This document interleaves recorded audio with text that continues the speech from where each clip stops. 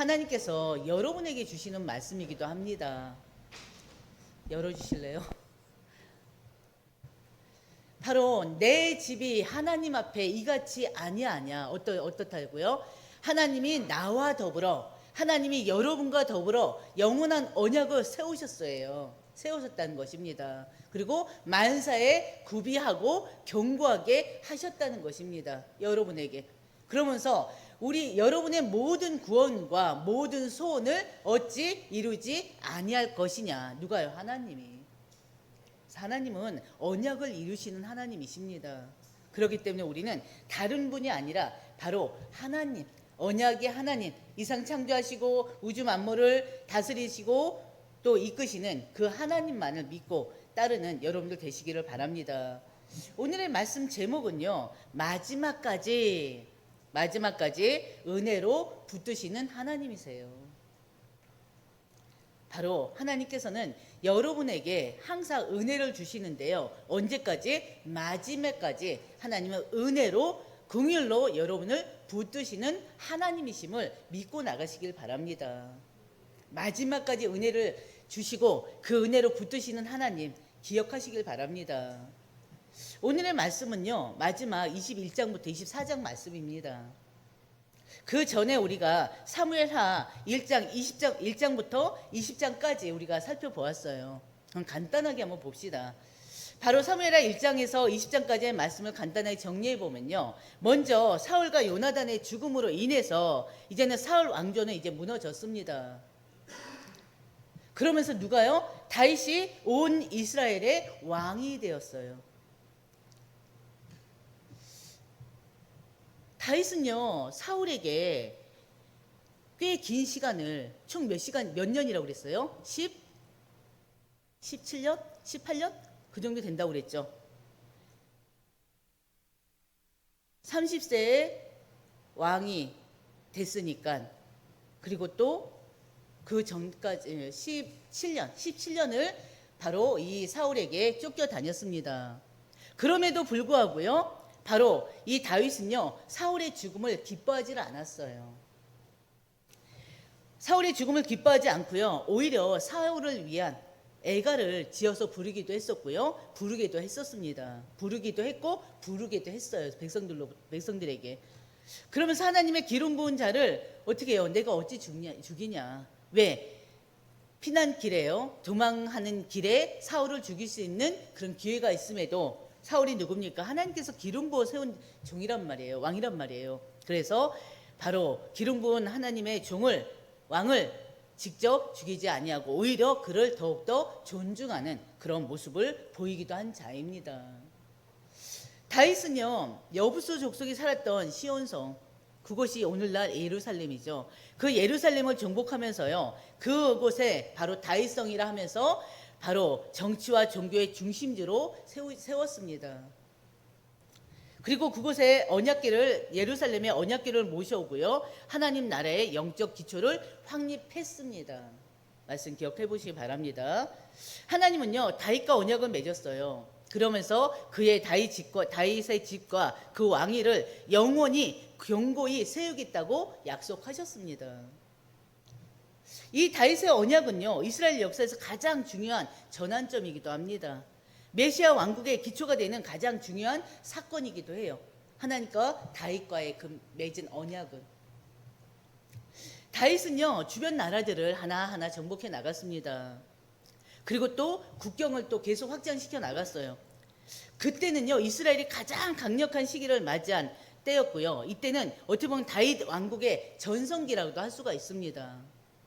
근데요, 중요한 것은 이렇게 다윗이 열방의 왕으로서 어떻게 보면 지금 다윗 왕국은 굉장히 지금 번성하게 지금 세워 나가고 있단 말이에요. 다윗 왕국의 전성기에 바로 바세바와 간음하는 일이 일어나죠. 그리고 또 그 남편 우리아를 죽이는 죄를 범합니다. 하나님은 어떠한 하나님? 하나님은 공의의 하나님이십니다. 지은 죄에 대해서는 반드시 벌하시는 하나님이십니다. 징계하시는 하나님이십니다.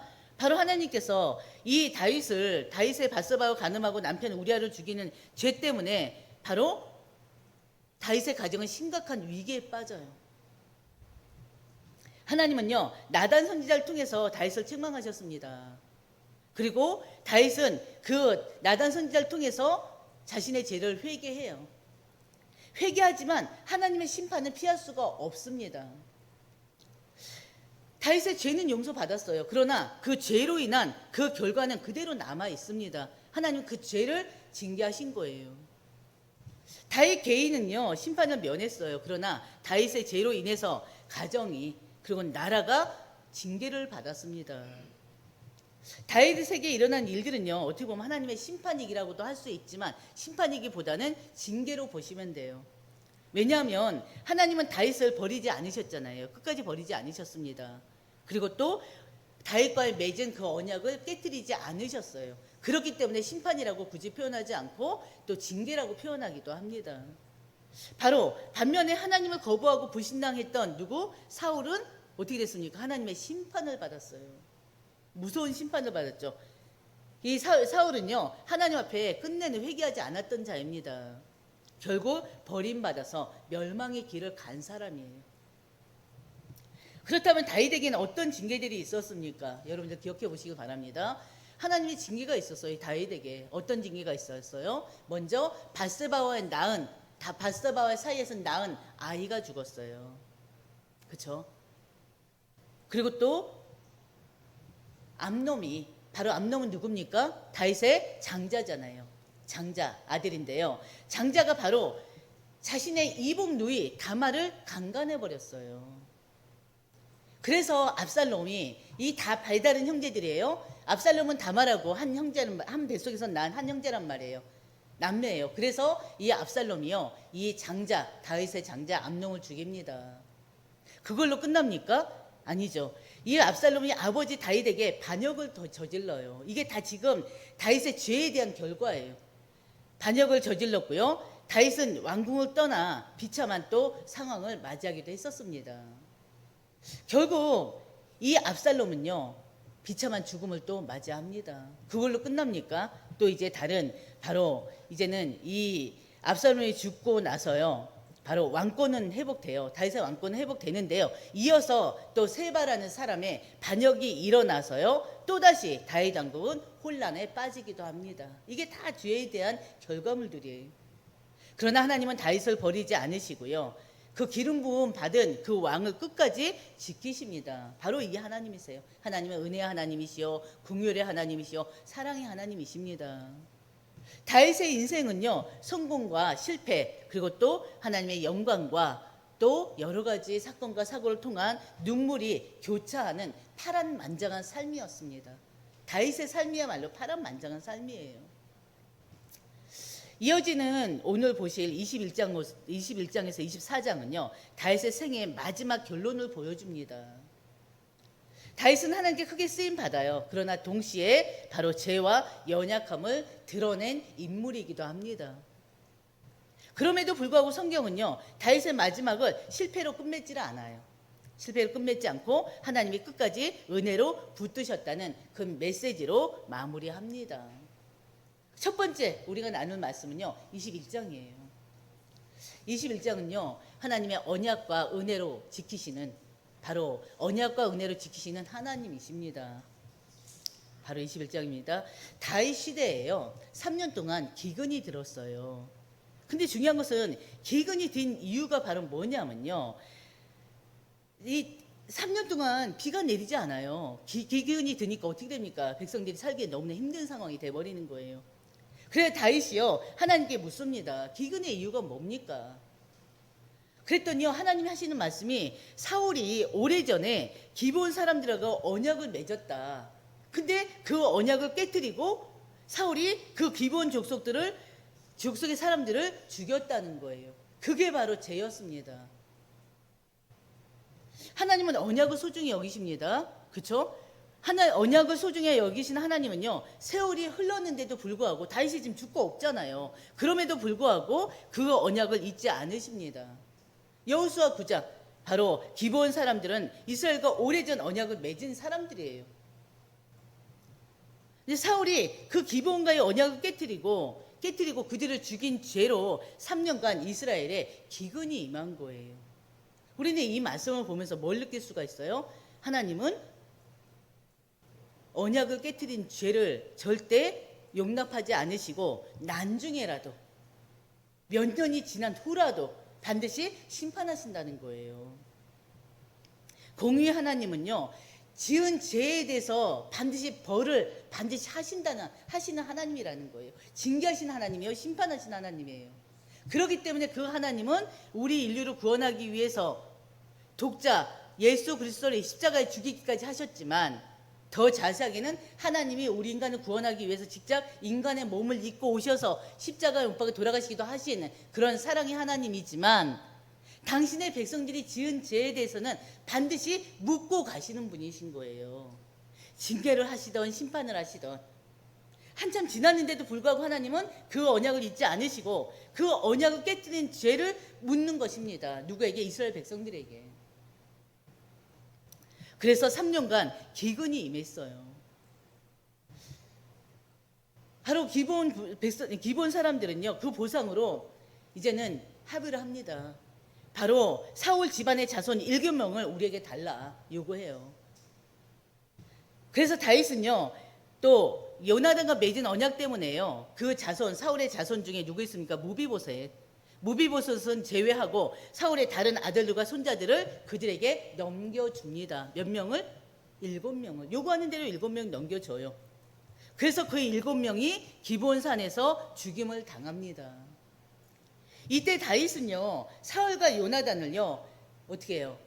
뼈를 함께 장사해요. 장사가 안 된 상태란 말이에요, 사울과 요나단이. 그래서 함께 장사합니다. 그때서야 하나님의 진노가 풀립니다. 그리고 그때서야 이제는 이스라엘 땅에 비가 내립니다.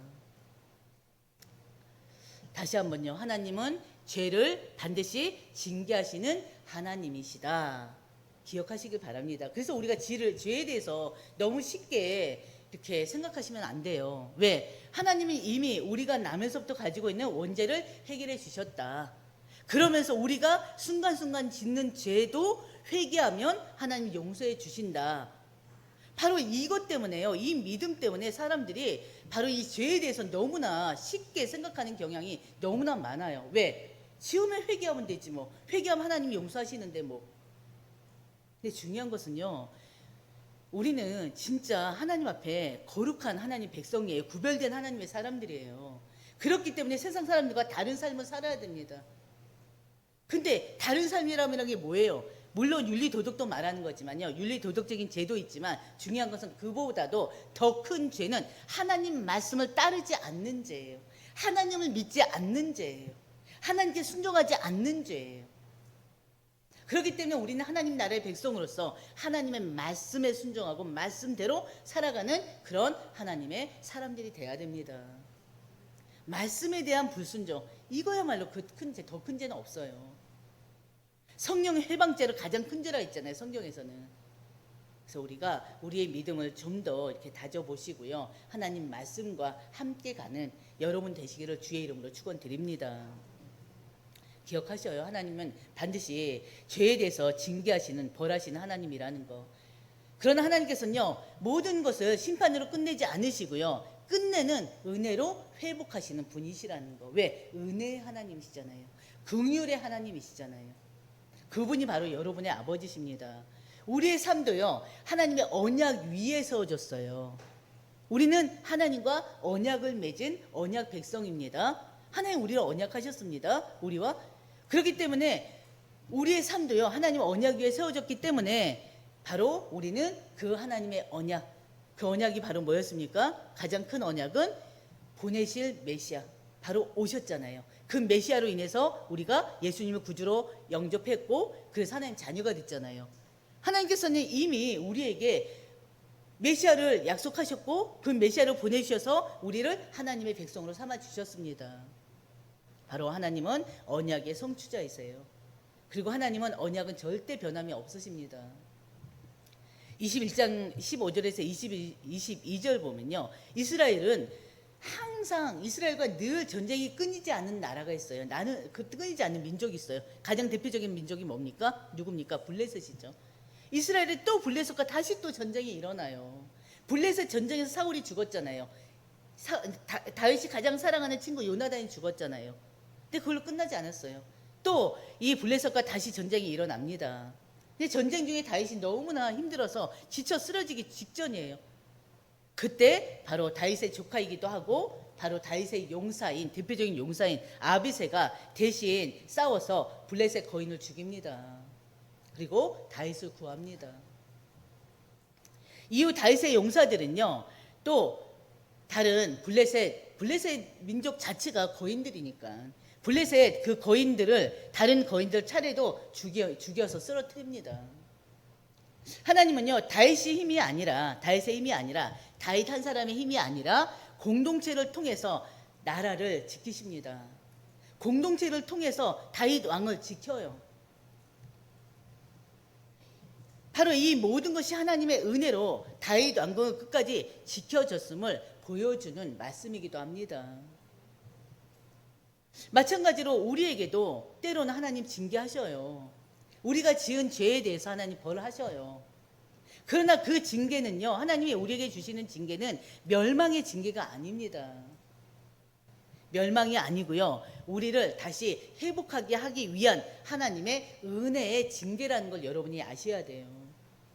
하나님은 예수 그리스도 안에서 언제나 여러분 한 사람 한 사람을, 또 이 한 사람 공동체를 하나님 항상 붙잡고 계십니다.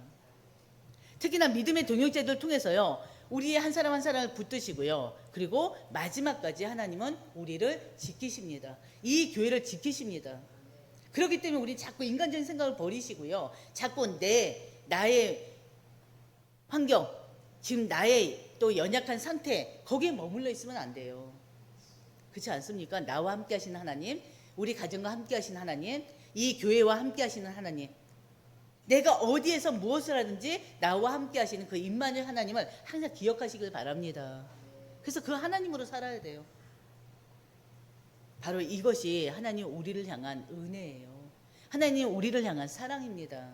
그래서 그 사랑을 절대 잊지 마시고요, 우리도 스스로도 하나님을 사랑하는 여러분들 되시길 바랍니다. 하나님 사랑이 뭐예요? 하나님 말씀 안에 있고 기도 속에 있는 거예요. 예배와 찬양 속에 있는 거예요. 하나님 나라의 백성들께 사는 게 바로 하나님 나라의 사람으로서의 바로 일이고요, 그 다음에 예수를 닮아가는 삶입니다. 우리가 예수를 닮아가는 삶 하잖아요. 그렇기 때문에 우리가 항상 하나님 말씀 안에서 하나님의 주시는 그 은혜와 사랑을 누리는 여러분들 되시기를 주의 이름으로 축원드립니다. 그러면서 두 번째요, 마지막까지 은혜로 지키시는 하나님을 찬양하는 그런 다윗을 볼 수가 있습니다. 바로 22장은요, 바로 시편 18편과 동일한 내용이에요. 다윗이 인생을 이제 마지막을 이제 회고하면서요, 하나님께 드린 찬양의 말씀이기도 합니다.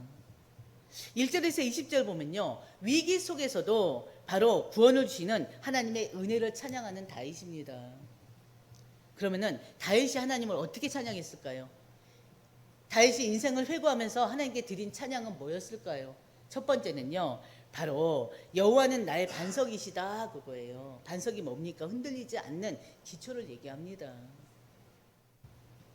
다윗은 수많은 전쟁이 있었습니다. 그리고 사울을 피해서 도망자 생활도 오랫동안 했었어요. 전쟁과 도망자 신세를 살아가는데도 불구하고 하나님은 변치 않게 이 다윗을 어떻게 해요? 지키셨어요. 든든히 지키셨어요. 하나님만은 영원히 흔들리지 않은 반석임을 이 다윗은 또 체험을 했고요, 그 하나님을 고백합니다. 우리가 시편 23편 말씀 너무나 잘 알잖아요. 다윗이 고난 중에 이 사울의 죽음의 위기 가운데 고백한 찬양 아닙니까? 23절 기억나십니까? 바로 뭐죠? 여호와는 나의 목자시니 내가 부족함이 없으리로다. 왜 부족함이 없어요? 지금 부족한 거 투성인데, 그렇잖아요. 그러면서 그 목자 되신 그 하나님으로 인해서 자신의 지금 이 상황이 어떤 것도 불평하고 원망하지 않아요. 하나님이 나와 함께하기 때문에 자기 기쁘다는 거예요. 그러면 여러분이 바로 그런 여러분이 되셔야 돼요. 바로 여호와는 나의 반석이시다. 여호와는 절대 흔들리는 분이 아니다. 변하는 분이 아니다. 우리의 삶도 사람이나 환경에 의해서 흔들리면 안 됩니다. 오직 예수 그리스도의 반석 위에서 세워지는 여러분들 되시길 바랍니다. 그러면서 또 뭐라고 노래했습니까? 여호와는 나의 요새다 그랬어요. 다윗은요 사울과 또 블레셋에 쫓길 때 산성이나 굴에 굴을 요새 삼고 숨어 살았습니다. 무슨 말입니까? 근데요 중요한 것은 그 어떤 굴도 산성도 아니고요. 진정한 요새는 하나님이시라는 것을 고백하는 것입니다. 우리의 가정, 교회의 진정한 요새는 바로 하나님이십니다. 그래서 위기 속에 우리가 숨을 곳은 다른 곳이 아니라 하나님의 안, 하나님의 품임을 여러분들이 기억하시길 바랍니다. 여러분들 어디에 숨을 것입니까? 숨을 곳이 없어요. 하나님 말씀 안으로 들어가시길 바랍니다. 하나님의 그 사랑, 하나님의 그 은혜 안으로 들어가시길 바랍니다. 그러면서 다윗은 또 하나님을 뭐라고 고백했습니까? 여호와는 나의 구원자이시다 그랬어요. 하나님은요 다윗을 사울과 블레셋 수많은 대적에게서 여러 번 구원해 내셨습니다. 바로 우리의 영원한 구원도 누구에게 있습니까? 다른 거에 있지 않아요. 우리의 선함에 있거나 성실함에 있지 않습니다. 바로 하나님께 있습니다. 하나님은 우리를 건져내시는 분이세요. 하나님은 예수 그리스도를 통해서 우리를 죄와 사망에서 구원하셨습니다. 바로 이 다윗의 고백이에요. 여호와는 나의 구원자, 나를 건져내시는 분, 죄 가운데서 사망 가운데서 구원해 내시는 분. 그 고백이 다윗의 고백이 아니라 여러분의 고백이 되셔야 돼요. 그러면서 또 다윗은 뭐라고 고백했습니까? 여호와는 나의 방패 되시다. 방패가 역할이 뭐예요? 막아주는 역할을 하잖아요. 바로 다윗은요 하나님 직접 원수의 공격에서 막아주신 분임을 체험했고요. 그 체험 가운데 여호와는 나의 방패다라고 고백하는 것입니다. 바로 우리에게도 세상의 공격이 있습니다. 사단의 공격이 있습니다. 그래도 믿는 자로서 또 믿지 않는 자들로부터 또 때로는 공격을 받기도 해요. 비난을 받기도 해요. 중요한 것은 그 모든 공격을 하나님이 막아주신다는 거예요. 그리고 또 다윗은요 여호와는 나의 피난처다 그랬어요. 바로 언제든지 숨을 수 있는 영적인 안식처다라고 고백하는 것입니다. 다윗은요 전쟁이나 도망 중에도 기도로 하나님 안에서 평안을 누렸습니다. 마찬가지예요. 여러분 불안하십니까? 어려움이 있습니까? 문제 있습니까? 바로 하나님은요 우리의 불안과 두려움과 고난 속에서도요 우리의 피난처가 되시는 분이세요. 기억하시길 바랍니다. 하나님만이 우리의 피난처가 되십니다. 또 하나님은 누구로 고백했어요? 공의로 다스리시며 붙드시는 하나님이다 하고 하나님의 은혜를 고백했습니다. 하나님은요 겸손한 자를 구원하시고요 교만한 자를 낮추십니다. 하나님은 변치 않으시고요 하나님의 말씀은 완전합니다. 하나님의 길은 그 완전한 길은 절대 흠이 없어요. 그렇기 때문에 우리는 공의로 다스리며 우리를 붙드시는 그 하나님의 은혜 속에 있어야 됩니다. 그 은혜를 누리는 자들이 되셔야 돼요. 그러면서 바로 31절에서 51절인데요 하나님은 뭐라고 고백했습니까? 능력과 승리의 하나님, 그리고 또 영원히 높임 받으실 하나님을 찬양했습니다. 하나님은요 다윗을 전쟁에 능하게 하셨어요. 그래서 나가는 전쟁마다 승리하게 하셨잖아요. 그리고 또 다윗을 통해서 열방을 어떻게 해요? 굴복하게 하셨습니다. 다윗은 마지막에 여호와는 살아계시다, 나의 반석을 찬송하리로다 라고 선포했습니다. 여러분 우리 인생의 위기 속에서도요 끝까지 건지시는 분은 하나님뿐이십니다. 그렇기 때문에 우리는요 그 하나님을 신뢰해야 돼요. 그 하나님 믿고 그 하나님만을 신뢰해야 됩니다. 그래야지 우리의 삶을 그 하나님께 드릴 수가 있어요. 우리의 삶을 오직 예수 그리스도께 드릴 수가 있습니다. 그렇기 때문에 여러분의 매일의 삶이 24시의 삶이 하나님과 예수 그리스도와 함께하는 삶, 그 예수 그리스도께 우리의 인생을 완전히 맡기는 그런 삶이 되시기를 주의 이름으로 축원드립니다. 왜? 하나님은 우리를 마지막까지 끝까지 우리를 승리로 또 능력으로 하나님 우리를 지키시고 인도하실 분이시기 때문에 그래요.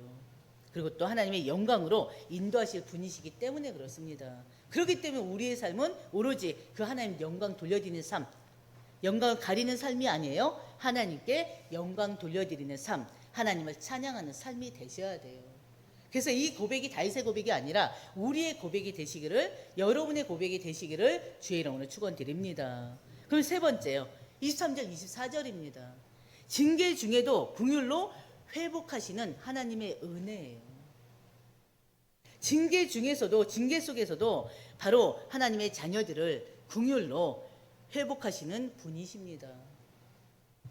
23절 24절은요 다윗의 생애의 마지막 부분을 정리한 장입니다. 그 다윗의 신앙 고백이 있고요, 그리고 다윗과 함께 했던 용사들, 그리고 마지막 사건이 바로 23절 24절에 있습니다. 다윗의 마지막 말과 용사들을 보면요, 23절 1절 보면 다윗이 자기를 소개합니다. 자기를 소개하는데 뭐라고 소개할까요? 한번 같이 보겠습니다. 나는 이새의 아들 다윗이다. 높이 세워진 자다. 야곱의 하나님께 기름 부음 받은 자다. 이스라엘의 노래 잘하는 자다. 다윗이 바로 자기를 저렇게 소개합니다. 그러면서 다윗은요, 이 마지막 고백을 지금 하는데요, 그 마지막 고백을 세 가지로 나눠서 볼 수가 있어요. 다윗의 마지막 고백입니다. 말년의 마지막 고백. 하나님은 사람을 통해서 공의로운 통치를 세우시는 분이시다.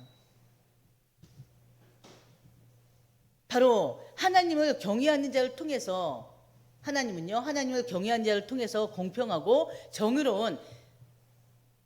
정의롭게 다스리는 분이심을 고백하는 거예요.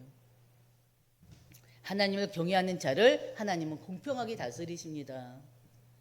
그리고 정의롭게 다스리십니다. 그래서 하나님은 공의의 하나님이시요 정의의 하나님, 공의의 하나님이시라고 우리 얘기하잖아요. 그리고 또 하나님은 누구로 고백합니까? 하나님의 언약은 영원하다 그랬어요. 하나님의 언약은 영원합니다. 하나님은 다윗과 그 다윗의 집과 영원한 언약을 세우셨어요. 그리고 다윗은요, 하나님의 언약이 자신과 그의 집에, 다윗의 집에 영원히 서 있다고 확신까지 했습니다. 왜? 하나님의 언약은 변함이 없으시거든요. 불변하고 영원하거든요. 그러면서 또 다윗은요, 하나님을 대적하는 자는 반드시 멸망을 당하게 된다 하는 것을 말하고 있습니다. 결국 6절에서 7절 보면요, 하나님께 대적하는 자는 결국 뽑혀 불에 태워질 것이다 라고 표현되어 있어요. 그리고 8절부터 39절까지는요, 다윗 곁에서 다윗 왕국을 세우는데 헌신한 용사들의 명단이 들어가 있습니다. 8절에서 39절까지의 말씀이에요. 바로 다윗 왕국은요, 다윗 한 사람으로 의해서 세워진 왕국이 아닙니다. 다윗 한 사람의 힘이 아니라 바로 하나님의 은혜로 세우신 공동체임을 바로 보여주는 말씀이에요. 여러분이 꼭 읽어보세요. 하나님 나라의 사역은요, 마찬가지로 하나님 나라의 사역은요, 한 사람의 힘으로 절대 되어질 수가 없습니다. 반드시 하나님의 은혜로 세워진 각 동역자들이 함께 이루어진다는 것을 말씀을 통해서 교훈하고 있어요. 바로 우리의 한 사람 한 사람, 하나님의 교회들이 모여져서 이 한 사람 공동체로 세워지는 것입니다. 이 한 사람 공동체를 통해서 또 바로 이 지역에 또 하나님의 사람들을 찾아요. 그리고 그들로 인해서 또 공동체를 이뤄가는 것입니다. 그렇기 때문에 어떤 공동체든 이 한 사람 공동체도 목회자 한 사람으로 절대 세워질 수가 없습니다. 바로 여러분 한 사람 한 사람이 모여져서 여러분의 기도와 그 말씀을 통해서, 전도 선교를 통해서 이 한 사람 교회는 더욱더 하나님 앞에 든든히 세워지는 것이에요. 그리고 24장 보면요, 다윗의 인구조사 이야기가 나옵니다. 그리고 또 그 인구조사로 인해서 하나님이 또 다윗을 징계해요, 마지막에. 그리고 또 그 징계 속에서 하나님이 또 회복의 은혜를 주심을 또 우리 말씀을 통해서 확인할 수가 있습니다. 바로 이스라엘이에요. 다시 하나님의 진노가 임합니다. 그러니까요, 이 다윗이 이젠 또 이 흥분이 일어나요. 하나님 진노가 일어나니까. 그래서 요압에게요, 요압이 누굽니까? 군대 장관이잖아요. 자기 바로 밑 부하잖아요. 바로 요압에게요, 이스라엘 전역의 인구를 조사하라고 명합니다. 유다, 그리고 또 이쪽 이스라엘 전체를 다 인구가 어떻게 되는지 조사해라 하고 명합니다. 이때 군사령관 요압은요, 절대 그러면 안 된다고 말려요. 하지 말라고. 그럼에도 불구하고 다윗이 고집을 부리면서 인구 조사를 강행합니다. 요압과 지휘관들이요, 이스라엘과 유다를 돌아다니면서 인구를 계수해 보니까 어떻게 이스라엘은 80만 명, 유다는 50만 명이라고 보고합니다. 그러나 이는요, 다윗이 하나님을 의지하지 않고 자기 군사력과 숫자에 의지한 죄로 여겨집니다.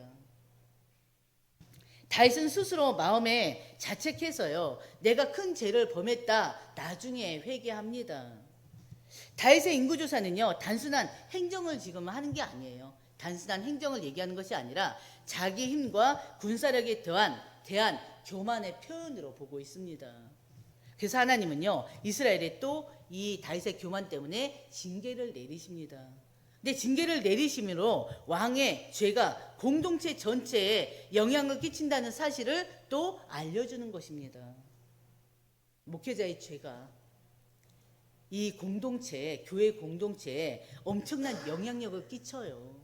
목회자 한 사람의 죄가 성도들 한 사람 한 사람에게 엄청난 영향력을 끼친다니까요.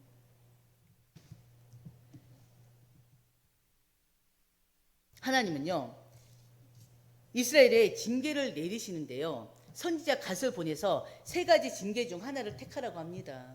그게 바로 지금 화면에 보는 것처럼 7년 기근을 택하든지, 아니면 3개월 동안 원수에게 쫓김을 당하든지, 아니면 3일 동안 전염병을 어떻게 해요? 택하든지 셋 중에 하나를 택하라고 그랬어요. 이 다윗이 택한 것은요, 전염병을 택했습니다. 그래서 이스라엘에 전염병이 내려졌어요. 그 전염병으로 인해서요, 단에서 부엘세바까지 전염병으로 죽은 자가 7만 명이나 됐습니다. 이번에는요, 이제는 단에서 부엘세바까지, 이번에는 이제 천사들이 이제 예루살렘을 향해서 갑니다. 예루살렘 멸하려고 가는데요, 그 예루살렘 멸망 직전에 하나님께서 이 천사들의 하는 일을 멈추게 합니다. 하나님께서 멈추고 긍휼을 이스라엘 백성에게 또 보여주시는 거예요. 베푸셨어요. 이는 심판 속에서도 긍휼의 은혜를 베푸시는 하나님을 보여주고 있습니다. 갓 선지자가 다윗에게 여부수 사람 아라우나의 타작 마당에서 여호와께 제단을 쌓으라고 합니다. 바로 여부수 사람 아라우나, 왜 발음이 안 되죠? 아라우나 타작 마당은요, 나중에 솔로몬의 성전 건축하는 그 현장이 됩니다. 성전 터가 돼요. 다윗은요, 이 아라우나 타작 마당을 값주고 사고요, 하나님께 번제와 화목제를 드립니다. 하나님은 제사를 받으시고 그때 재앙을 딱 멈추십니다. 이는 장차 올 예수 그리스도의 십자가 제사를 예표하기도 해요. 아라우나의 타작 마당은요, 훗날 솔로몬 성전이 세워질 성전태가 되고요, 그리고 하나님은 그 죄를 징계하시되 멸망까지는 두지 않으심을 또 우리가 말씀 통해서 확인할 수가 있습니다. 바로 우리는 이 하나님의 그런 긍휼한 그 은혜를 볼 수 있습니다. 예루살렘을 치려고 했던 천사를 멈추신 것은 하나님의 긍휼을 보여주는 사건이란 말이에요. 아라우나의 타작 마당에서 드린 번제와 화목제를 통해서 재앙이 멈춰지는데요, 이는 장차 예수 그리스도의 십자가에서 드려질 완전한 속죄 제물을 예표하기도 합니다. 바로 우리가 하나님의 은혜가 이스라엘 전체를 어떻게 지금 이끌어 가는지를 볼 수가 있어요. 특히나 우리가 지금 또 마지막까지 다윗이 몇 살에 죽었다고요? 지난주에 우리 봤죠? 몇 살에? 70세 정도라고 했죠. 70세 죽게 되는데요, 그때까지 이 다윗은요, 많은 사건과 사고 속에서 하나님의 징계를 경험하고 또 하나님의 은혜를 체험한 사람 중에 한 사람입니다. 그래서 우리는 다윗의 그 여정을 보면서 우리들 지금 내 나이만큼의 나이만큼의 그 신앙을 되돌아보시길 바랍니다. 그럼 분명히 그 속에는 하나님의 은혜가 있었을 거고요, 때로는 하나님의 징계가 있었음을 또 보시게 될 것입니다. 근데 중요한 건 하나님의 심판도 있었는데요. 중요한 건 징계나 심판이나 결국엔 그걸로 끝낸 게 아니라 바로 그 다음에 반드시 또다시 하나님의 사랑과 은혜가 있었고요. 오늘에까지 오게 됐다는 거. 여러분들 그거 기억하시길 바랍니다. 그래서 항상 하나님 앞에 정말 죄 범죄하는 일은 가능하면 없도록 우리가 항상 영적으로 충만한 여러분들 모두가 되시고요. 정말 은혜의 사람으로서 정말 이제는 이 복음이 여러분들 통해서 여러분들 주변에 가정에 그리고 지인들에게 지역에 완전히 전달될 수 있도록 여러분들이 기도하시기를 주의 이름으로 축원드립니다. 아멘. 하나님 아버지 감사합니다. 오늘 예배를 통해서 마지막까지 은혜로 붙드시는 하나님이란 말씀을 통해서 우리가 은혜를 누렸습니다.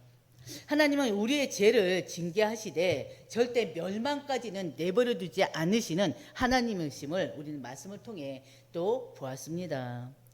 하나님은 우리와 맺은 언약은 반드시 이루시는 언약의 하나님이심을 우리는 압니다. 바로 예수 그리스도는 우리의 반석이시요 요새요 구원이시요 또 예수 그리스도는 우리의 방패시요 피난처가 되심을 또한 믿습니다. 아버지 하나님, 우리 모든 성도들이요 이제는 오직 하나님, 오직 말씀, 오직 기도, 오직 예배, 바로 그 속에 있는 여러분 모든 성도들이 될 수 있도록 하나님 인도해 주시옵시고, 우리 성도들의 삶이 오로지 하나님 영광을 드러내는 삶이 될 수 있도록 하나님 인도하여 주시옵소서. 절대 교만하지 않게 하시고 오직 주 하나님만 의지하며 살아가는 삶이 될 수 있도록 하나님 인도하여 주시옵소서. 특히나 우리 한 사람 공동체 안에서 우리가 서로가 정말 이제 사랑하고 위로하며 이제는 우리 원단을 통해 주신 말씀처럼 하나님의 사랑을 광번해 나가는 우리 모든 성도들이 될 수 있도록 하나님 인도하여 주시옵소서. 이 모든 말씀 우리 주 예수님의 이름으로 기도드립니다. 아멘.